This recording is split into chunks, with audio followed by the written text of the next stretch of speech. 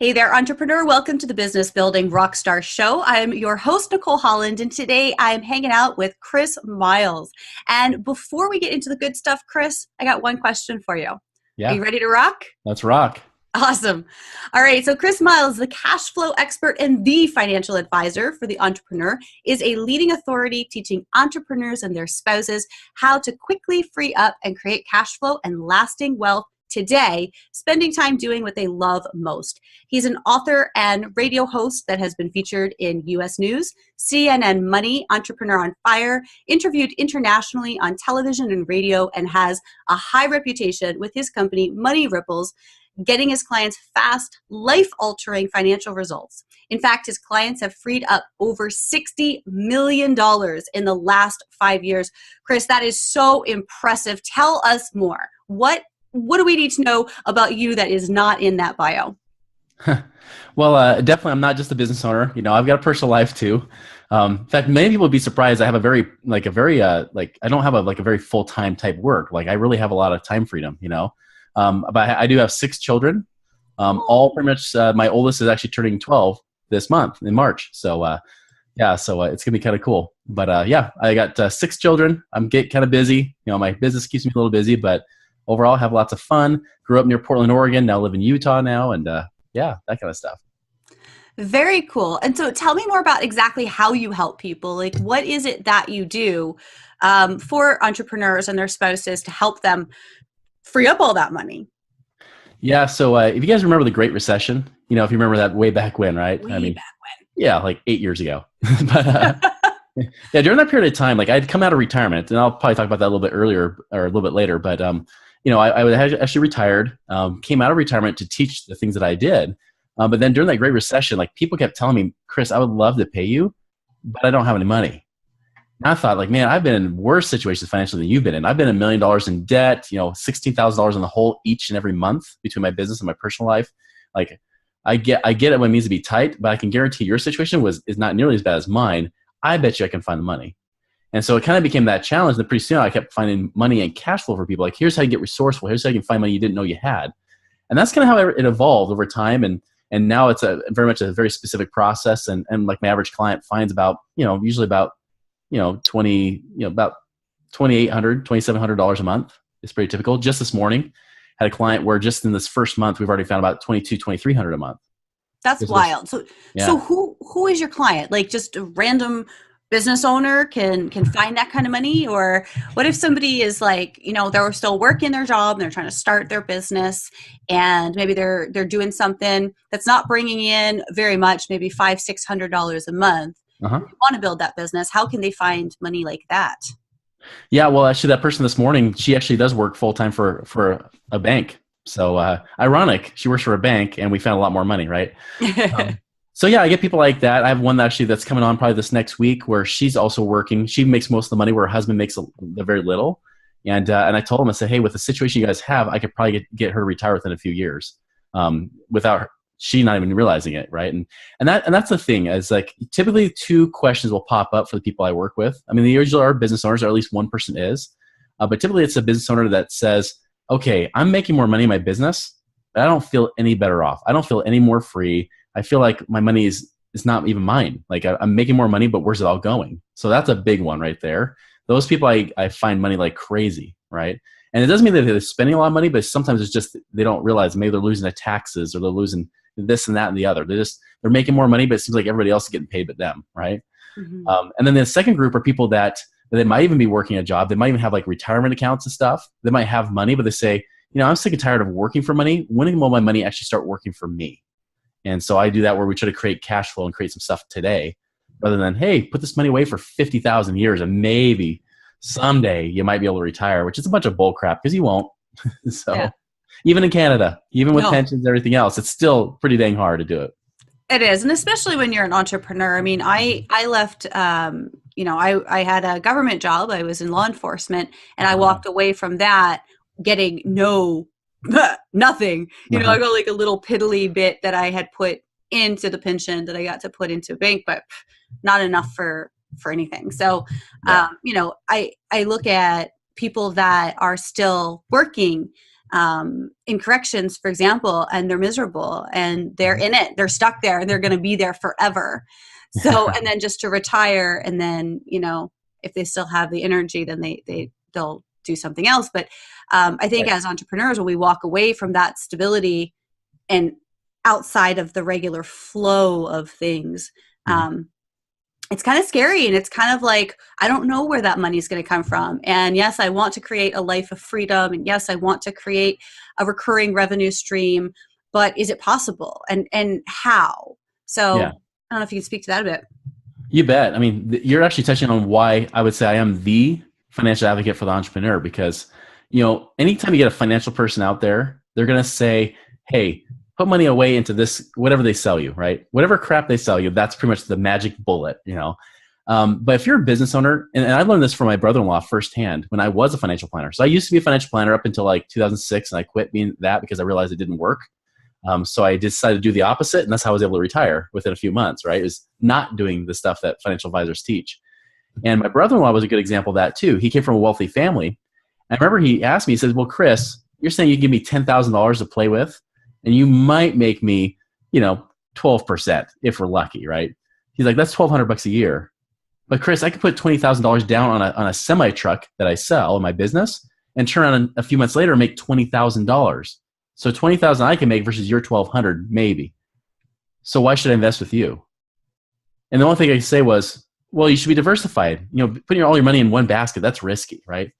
And the reality is that was just bull crap. Like that's just not true. Like, we all know in our businesses, we can make way more money than anywhere else. And so I really believe your number one investment should be your business. Like, that's where you should be investing your time and your energy, your money, because you can make way more there. And sometimes you can make money without money, which is even cooler, right? Because where else can you do that? You can't go to a financial planner and say, hey, can you pay me money even though I don't have anything to give you?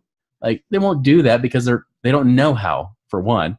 I mean, it's all about how you're able to use your gifts and abilities to serve people. So you get to feel fulfilled and do great work in the world, but you also get paid handsomely for it too. And I think that's the real key. And so, yeah, we want your money to be under control because you don't want that to be a distraction from you doing what you do best, right? How do you make it as easy as possible? That kind of stuff. Awesome. And I love that you mentioned, you know, you said we all know that we can make more money from our business. And I'm not sure that all of our listeners do know. So as business builders, a lot of times I think we get stuck in the idea that we can't because we're trying. We've created this product, or we're selling this product that's already been proven, or we have this idea and we put all this time and energy into creating a program, and then nobody buys it. And we keep pushing and we keep trying. And it's like then the people at the top are telling you, all you got to do is get your numbers, go talk to more people, go do this. And it's like they keep trying. And a lot of times they're missing the big elephant in the room that they can just hop on and ride out of that room. They don't see it. And so can we talk about that a little bit? When somebody, like I have a client right now, and she does direct sales through a very big company. And I mean, you're looking at a very, very small amount of money per sale. You're never going to get rich on that, not on it alone. And so we're trying to create around her gifts and talents and what's fun, something that she can actually market and bring that direct sale product that she loves in with her, but that we're packaging her. And that's a really difficult thing for a lot of my clients to understand. Do you find that? And how can we talk to that? Oh yeah. Yeah, definitely. I mean, direct sales, network marketing, you know, all that kind of stuff. Like, I mean, there's so much potential there. The nice thing is at least some aspects of the business are done for you. And your biggest thing is sales, marketing, and leadership. Those are your three key areas you got to focus on, right? The one thing I noticed though is kind of like you said, like sometimes if they're just focused only on the sale, you have a hard time with it. There's so much more of a mental game in business than there is a strategy type of game. Strategies are important. Don't forget that. But I'll tell you, confidence and clarity and things like that, like all those things combine, and really knowing how to work the best way that you do. There's a program I have called Monetize Your Divine Genius. Like, it's how to figure out how to like take your genius and then monetize it, right? And I'll tell you, like, people shouldn't always be working the same way. So you get people, especially in direct sales, that say, well, this is what my leader tells me to do. But the thing is, you're not your leader. You suck at being somebody else. You got to be you. And so how do you, like what you're talking about, like I love what you're doing with her, because you're saying, let's take you, let's brand you, let's figure out you, market you, because that's what you sell. How do you take the best version of you and then monetize that? And a lot of people got to work. I'll tell you, I had one client where, and I find this quite often, even though it's a minority of people in the personal development realm, like there's people out there that are not supposed to work. It doesn't mean you don't work a business, but you're not supposed to be the one that's like doing all the dials, like 25, 50 dials a day. That works for some, but it won't work for everybody. There's some people where if you do that, you'll get roadblocked. Even with the best mindset, you'll still be roadblocked because of the type of energy that you carry with you. And so I teach that some people, like sometimes you got to invite it. That's actually one of the biggest things that worked for me in my business to get out for my own growth was early on, like I was trying to force my business and make it happen. But make it happen, there's only a small percentage of people that works for, right? For me, it was how do I stand in power? How do I own myself, own that confidence, and then invite? And I would invite, like, not lots of people, but the people I felt prompted to invite. And like almost every time people would say yes, versus when I would just try to smile and dial, right? I mean, nobody was saying yes during those days. And so I worked less to make more money. And there's a lot of people that you don't have to work hard. You just got to work right. It's not about working harder or even smarter. It's about working right. I think it's that authenticity, right? I love that you said invite, because that's what I figured.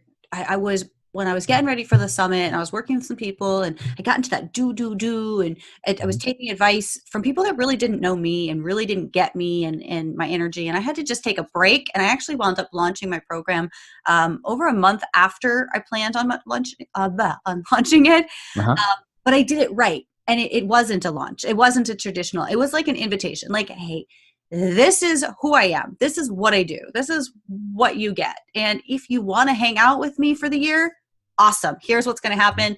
And fill out an application, because I want to make sure I want to hang out with you too, right? Like we're going to chat and see if it's a good fit. And if so, brilliant. We have a connection. We're going to work together. But it's not a, hey, I'm going to give you this. I'm going to give you this. And you buy it. Like that just didn't work for me personally. So when I realized that, everything just shifted and it just got so much easier. Yeah, law of attraction works like crazy.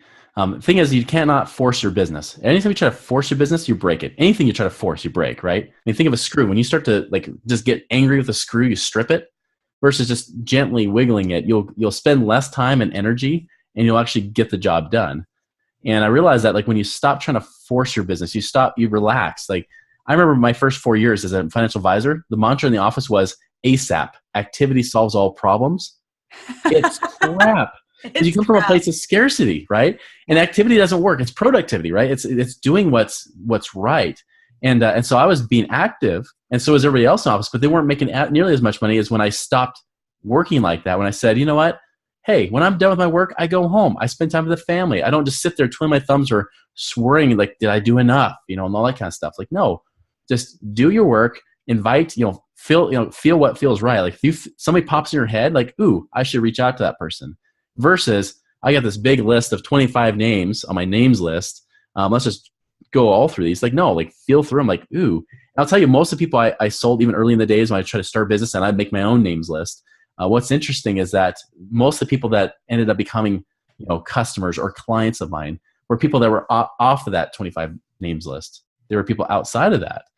And so when you really start to, gut check, and really follow your intuition, it's amazing how much easier business gets and you feel happier. You love it more. And I had actually somebody in direct sales, big company as well. For her, she was like telling me, she's like, okay, I'm getting frustrated. I'm never seeing my kids. My husband's out working a job that he doesn't like. And I'm not really making as much money as I could be. And she started bawling, right? And then I asked her, I said, so you sell a dream to your people, right? Yeah. So if they saw your life, would they say it's a good dream or a nightmare? And then she starts bawling. Like, it's a nightmare. I'm like, okay, well, calm down. Like, I didn't mean to make you cry more, But she's like, no, it's horrible. Like, it's just drives me nuts. And I'm all hours of the day. And every night I'm out doing meetings. Like, okay, well, calm down. Like, let's set hours. And so we had her set hours from 1 to 5 p.m. That's all she did. 1 to 5. If people would try to contact her, she would just say, hey, listen, just so you know, my new rule is this. I'll get back to you after 1 o'clock. But after that, I'm done. And maybe one night a week, I go out and do a home presentation. And that was it. Crazy enough, she actually became a diamond in her company within a matter of about a year or two and making like over $10,000 a month. But at that time, she's making like a few hundred a month. But so it's funny that she was kicking her trash, trying to work her butt off to make almost nothing, versus stand back, live the life that she wanted to live now by being with her family. So outside of 1 to 5, she was with her family. She was enjoying life. She was living that dream life. And then all of a sudden, money and people started attracting to her more and more. And then boom, the next thing you know, they're making awesome money. They're making 6 figures. So I think that's a key. That's a key. Yeah. It's like allowing, not only just, it's like relax, invite, and allow. Like, yes. Don't fight it. Yes, exactly. It doesn't have to be hard. Awesome. So now when you were a kid, did you want to be a financial planner or did you have a different vision? Never. When I was a kid, I wanted to be Superman. Awesome. Right? Unfortunately, that job was filled by Superman himself. So I couldn't do that one. Plus, I tried to jump out a few trees, didn't fly. That didn't fly at all. So instead, no, actually as a kid, I wanted to be a scientist. I wanted to be like a physicist or astronomer because I just loved figuring out how things worked. So yeah, as a kid, never wanted to. That wasn't until it was actually after college. I wanted to be a business consultant. I said, hey, what's a good business I could try? And a financial advisor was the first thing that popped up. And that's how I ended up doing that. But then it kind of came back around to doing more business type of consulting with finances now. Very cool. And it sounds like you kind of are Superman now. That's what I have the blue shirt for. Awesome. Very cool. So now, you're this big successful guy now. Has it been like this since you decided to make that switch, or were there any obstacles that you had to overcome along the way? Any struggles? 6 kids. No. That's a big, you gotta have a big bank balance to take care of that family. That's right. It's not easy. No. Luckily they get cheaper by the dozen, so. Absolutely. I'm trying to buy them on sale right now. No, it's definitely not easy. And no, it definitely wasn't always easy. I mean, I've been in business for 14 years. And those first 4 years, like I said, when I was a financial advisor, I actually struggled. Like I worked hard. It got gradually better. It's funny. And I studied books like Think and Grow Rich over and over, Rich Dad, Poor Dad. I studied all those books. But it wasn't until I met millionaires back in 2006, like real millionaires.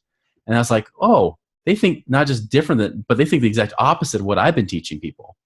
And when I started to adopt their philosophy, I actually quit being a financial planner. I said, I can't do this anymore. I don't want to be a liar and a deceiver and be out of integrity. So I just quit. I said, I'll do mortgages and I'll teach ballroom dancing. And that's how I'll do it.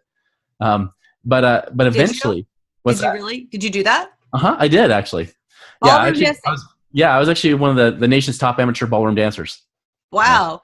That was about 40 pounds ago. But yeah, so I was doing that. I was actually starting to teach on a volunteer basis and such. But then I wanted to learn what those millionaires knew, and I started to apply it. And I started realizing it wasn't about like having more money. You don't have to have money to make money. In fact, we would never be alive today if that were the case, because we were all broke high school or college students at some point. Well, how do we survive? How are we making more money today if we didn't have any money then, right? So it's not about that at all. It's about what kind of value do you create. And when I started focusing on value creation, like things came more easily. And pretty soon I was working like 3 hours a week, making $4,000 or $5,000 a month. I was able to retire back in 2006. And that molded everything. And so it wasn't easy for sure. And I think if I were to go back and talk to myself, I'd say, be patient. Like be patient, but also learn from people that actually do it. Don't just listen to other broke people around you. Don't listen to your family or your neighbors. Don't listen to any of those people, not even your brother-in-law that thinks they know something, right? Just avoid those people and find mentors that are at least a notch above where you are, at least there to help pull you up with them. And you'll see a lot more happen that way. Definitely. I love that. And before we got started, you mentioned another book that you really like, and I'd love for you to talk about that and why that was impactful for you. And we can also pop that in the show notes for anybody who is driving right now and can't take a note. Yeah, you bet. So yeah, my worst financial time, like I mentioned, was about $1 million in debt. I actually was able to avoid bankruptcy and be able to pay off over $900,000 of debt in about 3.5 years. But I had to use books and other people's voices to inspire me. So sometimes when you find a mentor, it might be like a podcast like this, right? Or it might be a book or an audiobook or whatever. For me, it was audiobooks. And one book I came across, there was one book called Never Give Up by Donald Trump. That was a really good one. He's actually humble in that one. He's not as boisterous. But really good stuff. I mean, he talks about how he did The Apprentice, even though his entire board of directors, his advisors, told him not to. But he says, my gut told me to do it, and I did it. He did The Apprentice. So, like, awesome stuff to hear how he overcame $900 million debt hole, not 900,000 like me, 900 million. Awesome stuff. That was a good book. And then the other book was called 3 Feet from Gold. by Greg Reed and Sharon Lechter. That one also inspired me during the hardest times because they were interviewing real people like Truant Cathy from Chick-fil-A, right? People like that. The guy that invented the string theory in science, like all these people. It's basically the Think and Grow Rich for the 21st century, but they do it more in a story form. So they're real interviews, but they're put into a story. And really good. I actually met Greg personally. Like him and I are friends, and we kind of do things together from time to time. And amazing book because there's so many successful stories you hear about, and you'll hear in this book over and over. You hear people say, "It only took me 10 years to become an overnight success." Right. Things like that, and great advice from all kinds of people. So great book, great advice in that one. And especially if you feel like you're struggling, like you're about to give up, read that book first before you do. And just so you know, even me, heck, it was a month ago, I wanted to give up. Like there's a night I came home from an event, I'm like, I'm burned out, I'm tired. And that's when I realized, go to sleep, get a good night's sleep. You'll probably wake up in a better mood. There's times I'm like, close the door, like go home, but I'll tell you, like, I'm glad I didn't, because like I all of a sudden have my best month in a year after that. So almost every time I about have this big high in my business, it's usually right when I go through the hardest times and when I want to quit. And so be mindful of that, because if you feel like quitting, you might be quitting just that, 3 feet from goal. Just before you hit goal and you strike it rich, that could be the time that it really works for you. I love that. And I can totally relate. And I'm sure a lot of our listeners can as well. So thank you so much for that. Yeah, you bet. What, you even said just a month ago, what do you do other than just sleep it off? Because it's, I think that's a little bit simplistic, and I'm sure, we can't, in the time left, go into great detail. But I know for me, what I have found is if I'm feeling funky, I just let myself feel funky. And I just step away from the computer. I go, sit by the fireplace and chill out. Just totally not do anything that has to do with business. Yes. Even if it's a business day. Even if the only time I go forward if I'm not feeling it is if I have an appointment. And you were talking about scheduling before. I actually only do scheduling 3 days a week.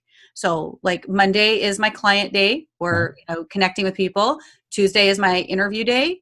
And Wednesday is different. I'm open to doing different events, webinars, things like that. And then I have clients on Friday. So I guess it's 4 days. But like Thursday, Saturday, and Sunday, and some Fridays are all mine. And for me, that's how I've been able to go, all right, like yesterday, we're filming here on a Tuesday. Yesterday was Monday. My cats had to go to the vet. I didn't do any work all day. Their emails were piling up. I have voicemails I still haven't checked. And I'm okay with that because I'm like, you know what? I'm just letting it flow, and I'm going to do exactly what I need to do. So how do you deal with those kind of funky times? Yeah, we all get those days. Even the worst days. In fact, today I actually woke up feeling kind of funky. I was like, not feeling it. Like yesterday was like, woohoo, yeah. And then you wake up, it's like this, somebody hits a reset button every day. You're like, you got the best day in the world the day before. The next day you're like, and that's it. What I do every day that helps a ton to help even that out is I do what Tony Robbins calls the hour of power. Some people call it morning ritual, power hour, whatever you want to call it. It doesn't have to be an hour, but I focus on 3 key areas every morning. And if you'll find out, every successful person, if you ask them, they all do some sort of morning routine like this. Every one of them. And that's what I found even with people I've interviewed too. The first thing is physical. Like, do you get out and moving? So a state change is big, especially with your emotions. Get your heart pumping, get it moving. Like, it gets hormones and all this stuff going, but getting your body moving is key. And I get a lot of people where they feel like energy is low. That's usually because they're doing the other parts of this power hour, but they're not doing the physical part. This is the one that's most missed most often. So get out and do something. It could be walking. It could be going up and down stairs, whatever. Like, walk on your hands if you have a sprained ankle. I don't care. Like, do something to get your body pumping. It could be yoga, whatever, right? So that's the first part. The second one is more of a mental. So what are you learning? It could be journal writing. It could be reading good books, watching podcasts, or whatever it might be. Like, doing those kind of things to get it going, get your mind feeling good. And your body has to get going first to even get your mind to that place, right? And then the third thing is spiritual. And whatever that looks like, that could be meditation, it could be yoga, it could be prayer, it could be reading scriptures, it could be journal writing as well for that one. It could be all kinds of things. But ultimately, if you're doing those 3 things with physical, mental, and spiritual, you focus on that first thing in the morning, whenever that morning starts for you, and then move on with your day, you'll be way more productive than just waking up out of bed like most people do. They just roll out of bed, they start checking email and Facebook or whatever else, and then they kind of slowly move towards production, and it just doesn't work. I've always worked best in my worst times, especially that hour of power has been key. So doing that morning ritual has got to be a necessity, and that's how you get rid of the funks a little bit more. So even if you have a kind of weird day, it's fine because you do that, it gets you kind of a better place, and that's what happened with me this morning. And then I had 2 client meetings, and one of those meetings we found an extra, like now $2,300 a month for that client. So all of a sudden I'm like, oh, so glad I was on my A game because they needed that from me, because dollars follow value that you create for other people. And so you got to focus on that. Beautiful.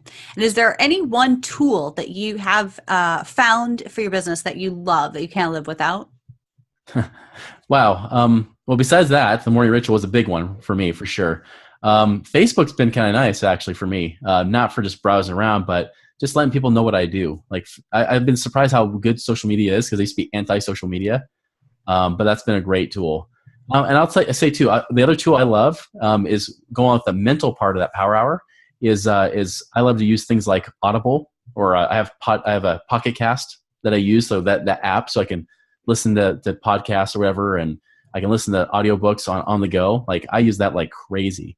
So if I'm driving my car, just let it go on Bluetooth and pump through my speakers, and I'm listening to great books at 1.5 speed plus, right, or whatever it might be, and just soaking it all in. I mean, it's great stuff. That's a good idea. That's a good idea. The 1.5 speed. I don't usually do that, and it does. It's like you get the information, and I think I find I also get more excited, like more pumped up just listening. It's like talking faster, and you got to listen faster, blah, blah, blah, blah. But you get it. So, yeah, listen to a podcast with guys. Yeah, listen to a podcast with guys very engineer minded, and so listening to him at like 1.7 times is actually pretty exciting. He's energy, Awesome.